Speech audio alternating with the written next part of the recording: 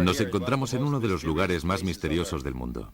Tras estas montañas se encuentra el centro del misterio, la base de las pruebas supersecretas de la aviación y la marina estadounidenses, conocida como Área 51. Aquí se someten a ensayo las naves espaciales y extraterrestres recuperadas por las Fuerzas Armadas norteamericanas. El objetivo de esta filmación era el arrojar luz sobre las informaciones secretas, y al final hemos conseguido incluso avistar uno de esos misteriosos ovnis, precisamente aquí, junto a este buzón de correo, en el desierto, en la carretera de Groom Lake. Era un funcionario federal enviado a la zona para recoger a un hombre, un evadido. Cuando llegó a la verja de Groom Lake para efectuar el arresto, le dejaron entrar. Luego lo entregaron a una escolta, o mejor dicho, primero le registraron y luego le asignaron una escolta. En cuanto estuvieron listos, un hombre de la escolta le dio una funda negra y le dijo: póntela en el cinturón, porque si salta una sirena de alarma, nos la ponemos en la cabeza y nos tumbamos en el suelo con la cara hacia abajo hasta que el campo quede libre. Aquí dentro hay cosas de alto secreto y nadie puede ver. Entonces él preguntó: ¿qué sucede si levantas la cabeza? Y le respondieron: si no miras al suelo, primero te disparan y luego te preguntan. Esta es una zona militar en el desierto de Nevada. Un área de unos 26.000 kilómetros cuadrados. Al sur limita con la localidad de Mercury. Al oeste con la autopista 95. Y aquí arriba al noroeste con Tonopah. Al norte con Crystal Springs. Y aquí abajo con Las Vegas. En esta zona se encuentran las instalaciones subterráneas donde se efectúan pruebas nucleares para el Departamento de Energía con las distintas áreas especificadas. Esta es la llamada Franja de Yucca. Aquí arriba se encuentra el polígono de Tonopah, donde se efectuaban los vuelos de ensayo de los F-117 y donde se desarrollan otros programas secretos. Toda la zona aquí al norte se utiliza para los ejercicios Red Flag de la Fuerza Aérea, que son el equivalente a las maniobras Top Gun de la Marina. Despegan de la base Nellis aquí y sobrevuelan toda esta zona. Justo aquí en el centro se encuentra la denominada Área 51, conocida también como Watertown y como el Range. En el corazón de esta área se encuentran las instalaciones de Groom Lake, que tiene un perímetro de 16 kilómetros de lado. Es aquí donde se desarrollan las actividades más secretas. Unos 16 kilómetros al sur del complejo de Groom Lake hay una zona aún más secreta donde se experimenta con platillos volantes, llamada Área S4. Dentro de la montaña hay 9 hangares y los vuelos de prueba se efectúan sobre la Immigrant Valley y en esta zona aquí arriba. Y es precisamente aquí donde se ven desde ese punto de la carretera en el que se encuentra el buzón de correos. Exactamente desde aquí a unos 22 kilómetros se pueden avistar los objetos volantes. En la zona de aquí, al norte, se encuentra el polígono de Tonopah.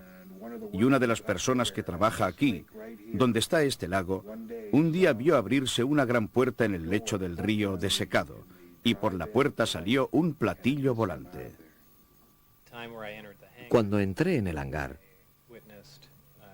vi con mis propios ojos una nave espacial extraterrestre que el Servicio Secreto de la Marina de los Estados Unidos estaba analizando. Creo que el material que actualmente se guarda en el Área 51 debe proceder del accidente de Roswell de 1947, del de Aztec en Nuevo México de 1948 y de otro accidente en la frontera con Nuevo México que se produjo en 1949 o 50.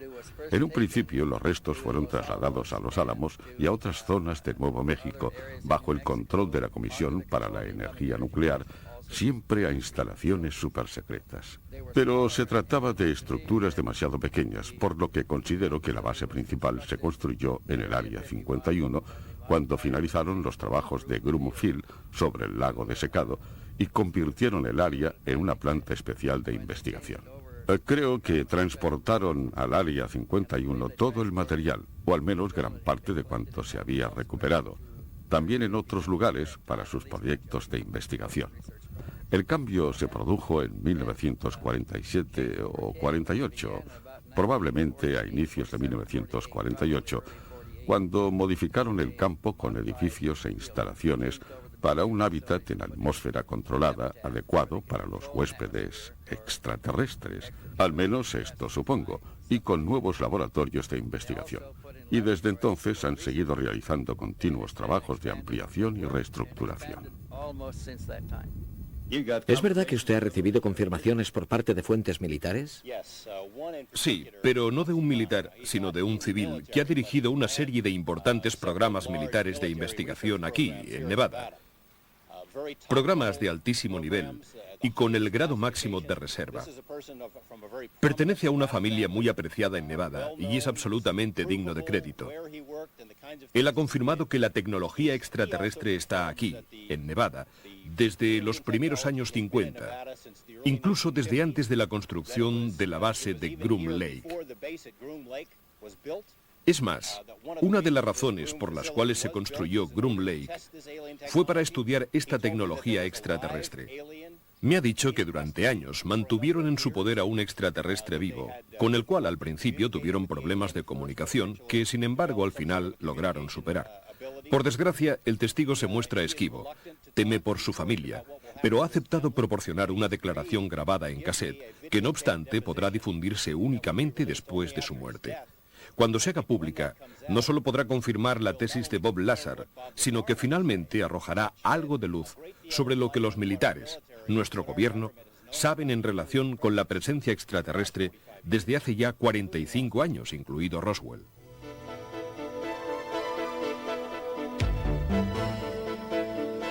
Numerosos testigos han podido ver, fotografiar y filmar los misteriosos objetos que evolucionan sobre el Área 51. Oigamos algunos de los testimonios dignos de mayor consideración. Llegamos al buzón de correos en torno a las 15:30. Luego fuimos a comer al restaurante Little Alien, el pequeño extraterrestre. Volvimos al buzón aproximadamente a las 5:30. Era la hora del crepúsculo y ya se apreciaban las sombras del atardecer. Era el miércoles 28 de febrero de 1990. Aparqué y saqué mi tumbona. De repente, a las 7:30 se produjo el primer avistamiento. Una aparición fulgurante. Me levanté corriendo de la tumbona. Tenía la cámara de fotos colgada del cuello, una Nikon automática de 35 milímetros. Tomé un par de fotografías y luego, cada 45 minutos, aparecía un platillo. Uno tras otro, 6 en total aquella noche. Pero el segundo o quizá el tercer avistamiento fue absolutamente increíble, porque el platillo se acercó más a nosotros y conseguí fotografiarlo. En realidad, lo que vimos fue un vehículo volante de forma elíptica que emanaba una luz pulsante. No conseguíamos distinguir el contorno, pero la forma era elíptica, con una pulsación luminosa. Tomé algunas fotos, tenía montada la lente estándar, pero sin un teleobjetivo potente. Por consiguiente, no pude enfocarlo de cerca. Por otro lado, de haberlo hecho, habría salido una enorme mancha de luz. Pero el disparo debió producirse en el momento en el que el platillo se encontraba en el intervalo entre dos pulsaciones, de manera que la foto muestra la imagen nítida del platillo con su contorno. Fue un golpe de suerte. Estábamos en el lugar adecuado, en el momento adecuado, y con el equipo fotográfico adecuado. ¿Qué sucedió la noche que fuisteis a Groom Lake en las proximidades del Área 51? Bueno, esa noche, el 21 de febrero de 1990, acompañé a un equipo de la Nippon Television Network a grabar un vuelo de prueba de un objeto sobre el Groom Lake, en la zona conocida como Área 51. Llegamos al lugar justo después de la puesta de sol, siguiendo las indicaciones que ese mismo día nos había dado el señor Lazar. Es decir, que después del ocaso nos situáramos junto al buzón de correos en la carretera 375 y miráramos hacia el sur, en dirección a Groom Mountain y a las colinas Jumbles, para ver las pruebas de vuelo de esos objetos. Cuando llegamos allí, alrededor de las 6:45, vimos de repente una luz naranja amarillenta que apareció sobre las colinas Jumbles y que se movió hacia la derecha durante unos 15 segundos. Luego, a las 20:15 en punto, efectuamos un segundo avistamiento del mismo objeto, que apareció sobre las colinas, se elevó haciéndose bien visible y se desplazó hacia la derecha. Y justo en ese instante descendió en altura e invirtió el rumbo.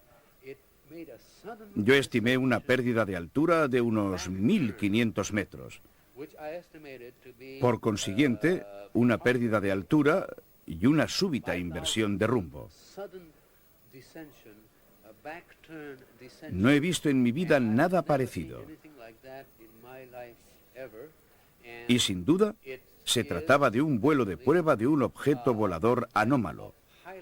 Una demostración de una tecnología y de un sistema de propulsión muy sofisticados.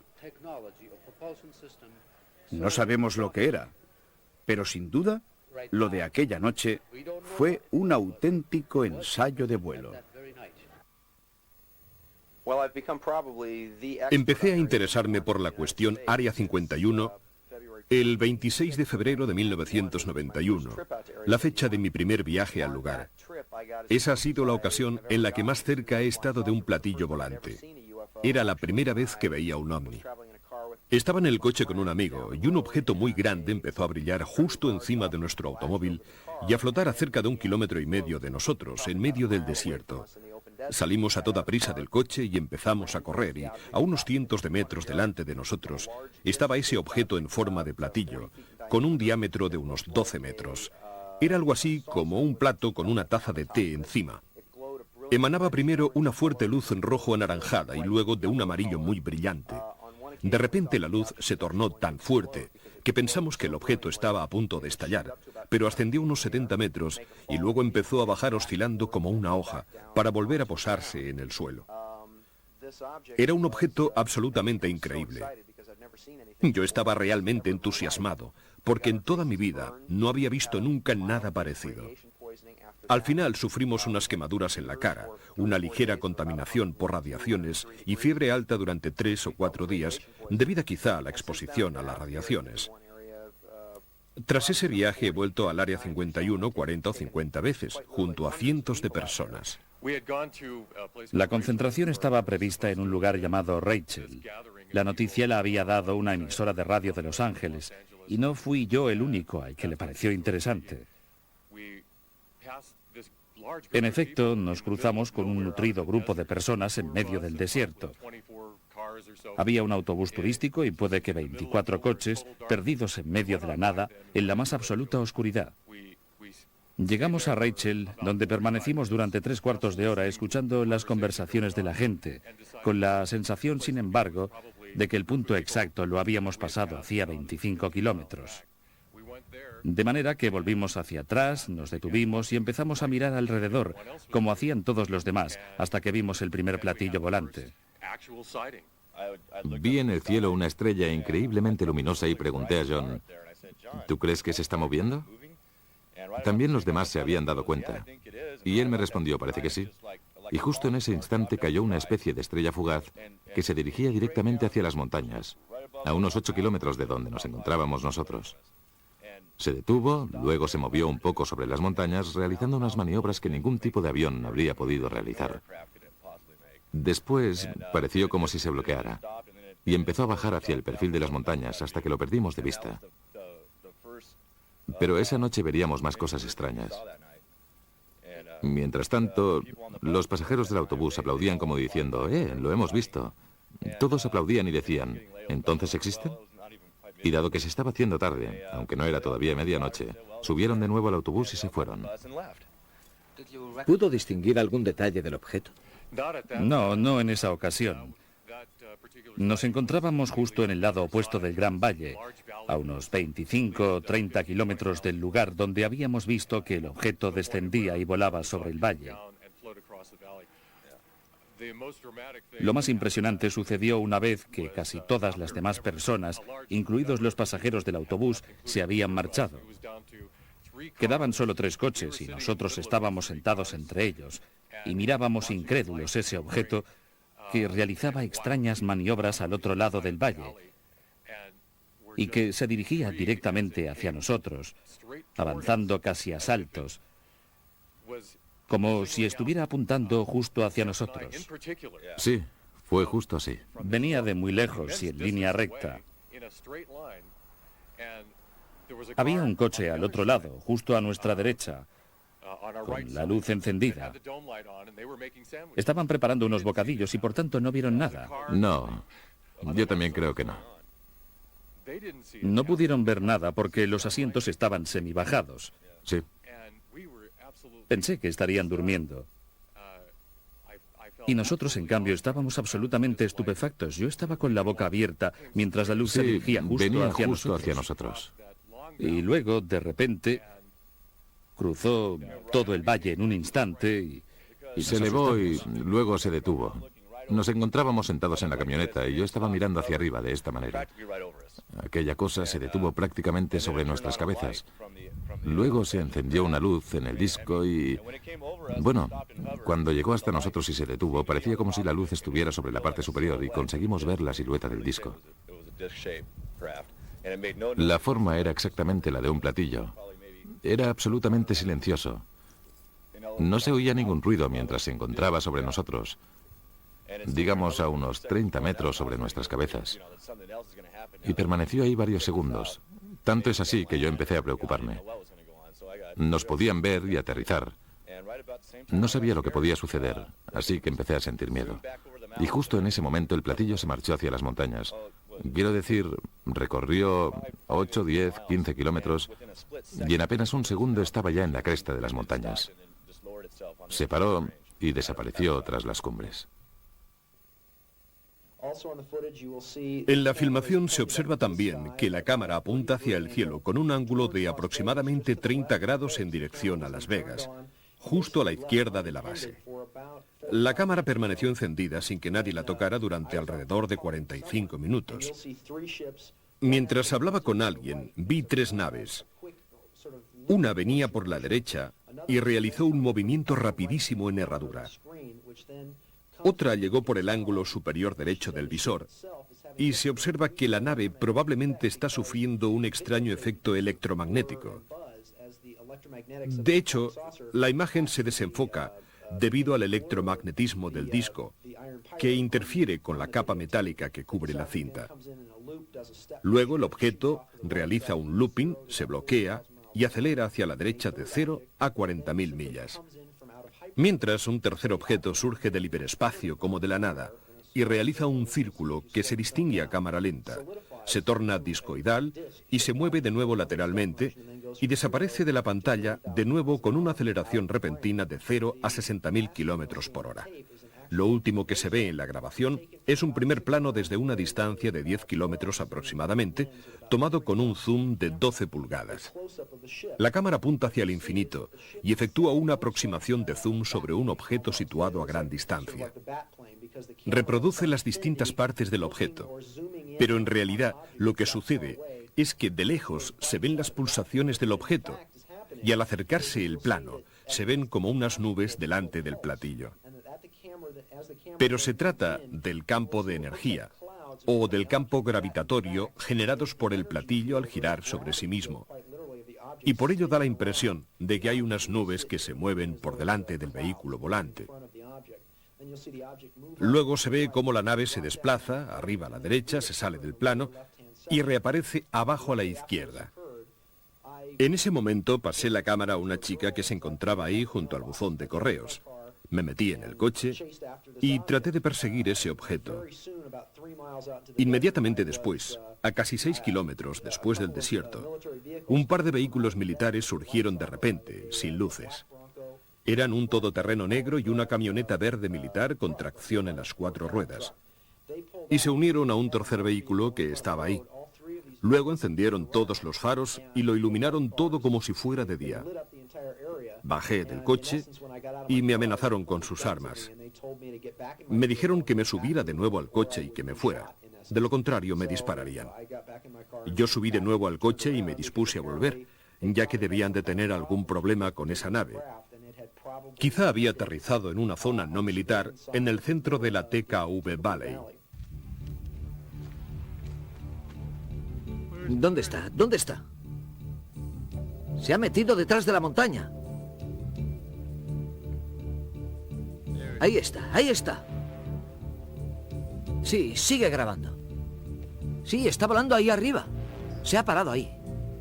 Voy a poner más contraste para verlo. Quizás sea mejor que... Mira, mira, mira cómo brilla, mira. Ahí está. Ahí está. Mira, ahí está.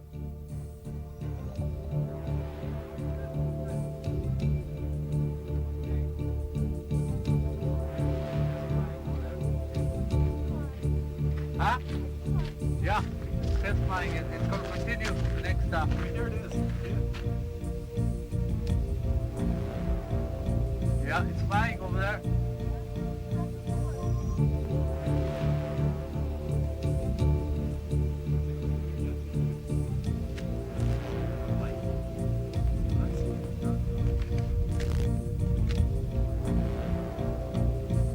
Hovering over there. I had to put the gain on just to see it.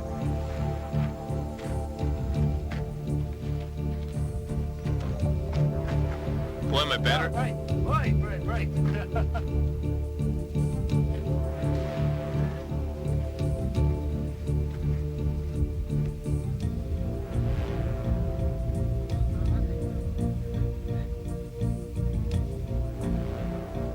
Fortunately, like, this isn't doing me any good. Yeah.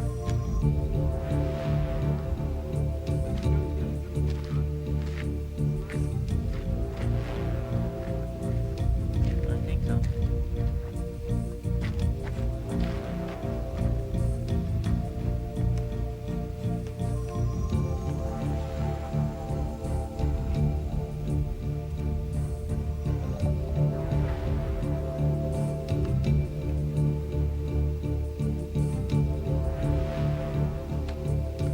Who's that, Gary? Tell him to shut up.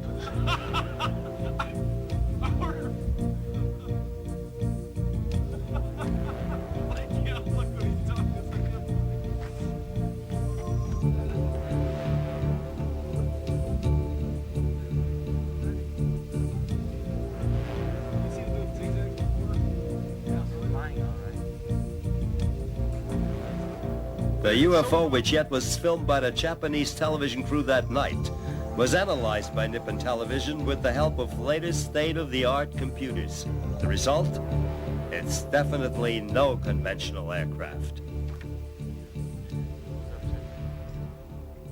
取材班が撮影した飛行物体もコンピューター解析してみた。 Un equipo de Hitachi grabó esta extraña luz, un ovni. A partir de las imágenes grabadas sobre el Área 51, se ha realizado mediante ordenador una valoración electrónica de las pulsaciones. Se ha procedido a dar color a los píxeles. Luego se ha aplicado el mismo procedimiento a la luz de un faro de coche. El efecto es distinto. La luz del faro sometida a tratamiento electrónico se modifica, mientras que la del ovni se mantiene idéntica. Es una luz que no existe, la luz de un ovni.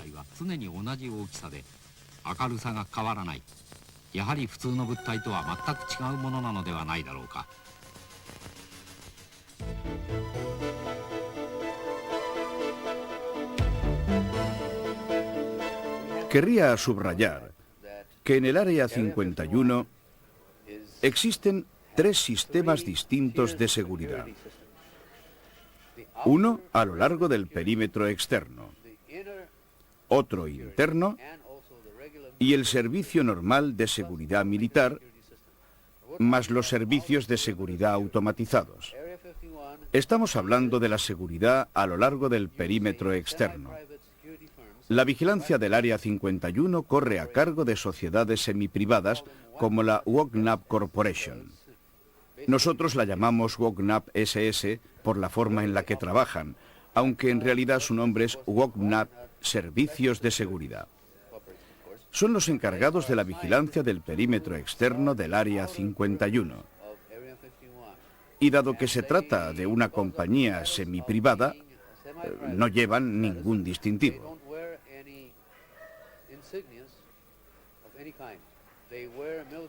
Simplemente visten uniformes miméticos, están armados con metralletas, conducen vehículos todoterreno e intimidan a todos los ciudadanos que se atreven a pasar por cualquiera de las carreteras al sur de la estatal 375.